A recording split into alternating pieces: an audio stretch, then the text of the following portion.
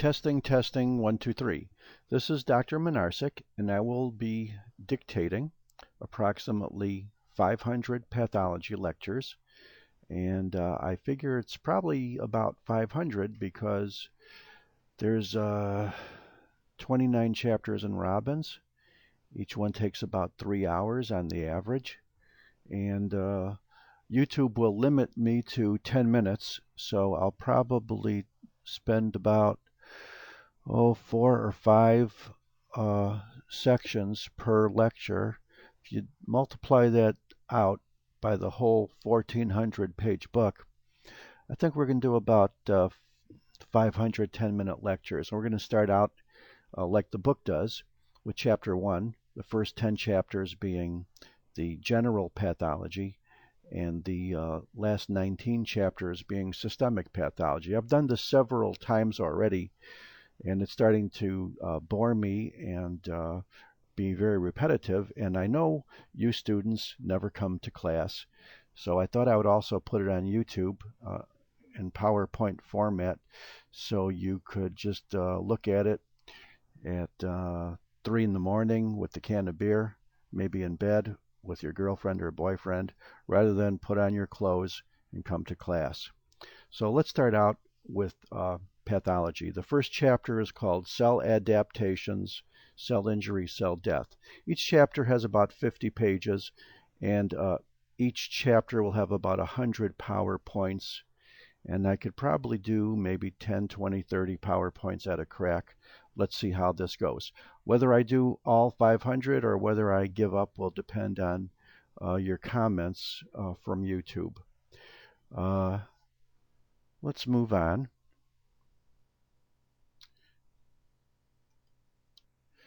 And every time you see a PowerPoint that has a yellow fluorescent highlighting, these are the most important points and concepts.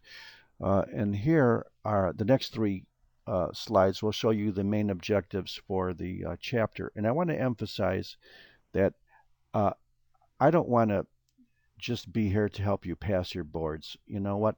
Passing the boards and learning pathology are 2 completely different things. I am here to teach you pathology. I don't give a damn about the boards. I have nothing but contempt for the boards.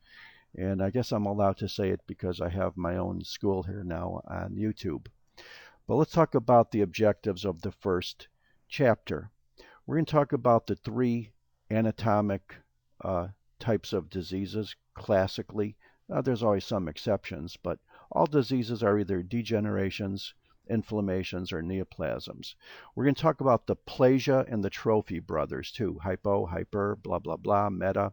We're going to talk about the different factors of cell injury and death, which ones are reversible, which ones are not reversible, and we're going to skip a lot of the crazy chemistry and go into the real conceptual meat of the thing. We're going to talk about the pathologic mechanisms at the subcellular level regarding mitochondria, calcium, free radicals, cell membranes, ATP. We're going to talk about the difference between the concept of apoptosis and necrosis. We're going to talk about subcellular responses to injury with the various organelles. Last but not least, we're going to talk about intracellular accumulations of all types, carbohydrates, fats, proteins, pigments, blah, blah, blah. And then at the end, we're going to make a little philosophical concept of why cells die or get injured and why people get injured or die. So here's an easy thing to remember. Pathology is the study of disease. Pathos meaning suffering from Greek, and logos meaning study. There are 2 kinds of pathology classically. One is general pathology, disease processes, pretty much talking about the 3 things we talked about: degeneration, inflammation, neoplasia, but also systemic pathology. Most of your curricula now are being divided into systems rather than disciplines. And I always kind of remember that there are 10 systems in the body, you know, respiratory, renal, blah, blah, blah. And the last 19 out of 29 chapters of Robbins are devoted to systemic path, while the first 10 are devoted to general path.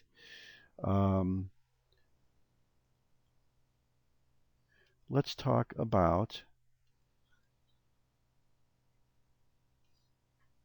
the four things that are present for every disease. If you don't have these four things, you don't have a disease. You may have a syndrome or an observation or this or that. But in order for something to be a bona fide disease, it has to have four things. First of all, it has to have a cause, or what we call etiology. Sometimes we don't exactly know the precise etiology, if there is such a thing, so we talk about risk factors instead. Every disease has to have a pathogenesis, and this is the hardest of the four concepts to understand. Pathogenesis is defined as the insidious development of changes at the cellular and subcellular level which occur before the actual clinical expression of the disease. And of course, the clinical expression is here, number 4. We all know what that is. Those are signs and symptoms. In addition, the fourth thing which every disease needs to be a true disease is a morphology. It has to have an abnormal anatomy. Usually that's at the cellular level, but it could be radiologic, it could be biochemical. So go out and get your tattoos, folks, because when you study pathology, you're going to have to know on your 4 tattoos, it has to have an etiology, a pathogenesis, a morphology, and a clinical expression. And etiology could be the actual cause, if there is such a thing, or sometimes when we think we know the cause, we go back in time and we find out that it's not as easy as we thought. Sometimes, mathematically speaking, we just like to mention risk factors, which are not precise causes, but they're related to the cause. For example, the 4 major risk factors of atherosclerosis versus a precise cause.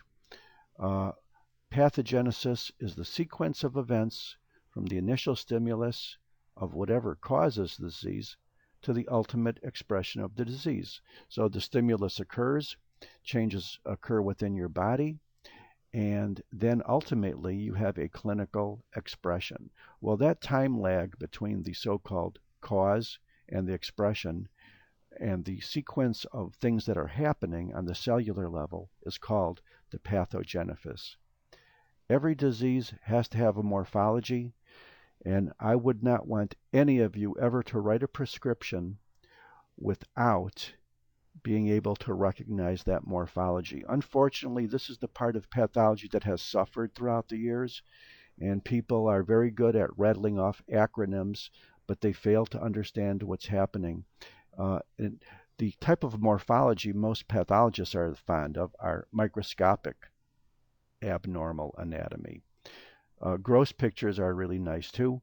The radiologists love radiologic morphology, and of course, this is all reflected as ultimately as an abnormal anatomy of molecules, isn't it? So you could think of morphology on any level.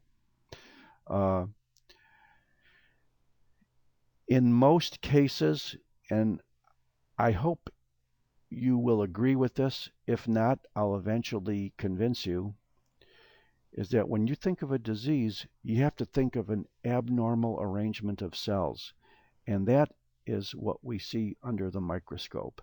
And sure, it could be molecular, sure, it could be radiologic, but every time we talk about a disease, even though it has 4 classical factors, I want you to remember that ultimately there's going to be an abnormal morphology.